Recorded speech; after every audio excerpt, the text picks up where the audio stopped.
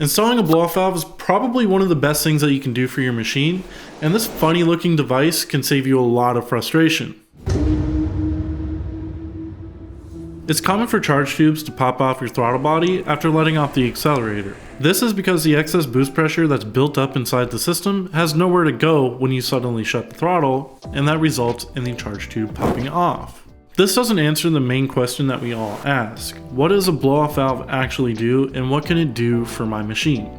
A blow-off valve is a device that goes between your turbocharger and your throttle body. The point of it is to release the excess boost pressure efficiently without having your charge pipe pop off or have that excess boost pressure surge back into the turbo, otherwise known as turbo flutter or turbo surge. More specifically, there's a valve inside with a spring that can usually be adjusted. This spring will determine the rate at which pressure is being released, and if the spring is loose, it will slowly release the boost pressure with a subtle whoosh. At a higher spring pressure, the valve will open and close quickly, delivering a more aggressive psh.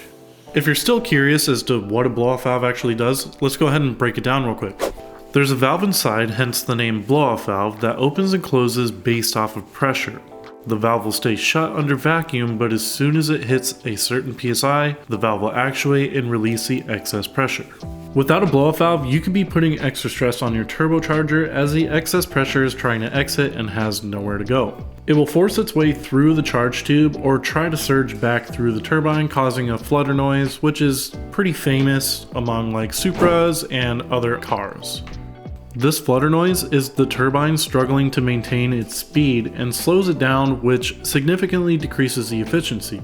Not only that, but it will take even longer to get back into full boost after letting off the accelerator. It already takes a second to achieve full boost again after letting off the throttle, but without a blow-off valve, you're elongating that transient lag. When installing a blow-off valve on your machine, there's a few different positions and kits that are available on the market. Some kits choose to put the blow-off valve near the throttle body, and others place it near the turbocharger. Both options are ideal as those are the two spots where pressure is built up the most when letting off the throttle. Some great options for your machine include the Agency Power Blow-Off Valve Kit. Now, this one is also sold with a charge tube for Razor and X3, so you have multiple different options. If you want to do turbocharger side or if you want to do throttle body side, we got both of those. You can also grab a Dyno Jet, a Deviant Race, or a Forged Motorsports Blow-Off Valve Kit for your machine. Installing a blow-off valve is probably the easiest thing you can do to prolong the life expectancy of your turbocharger. Take it easy, everyone. Peace.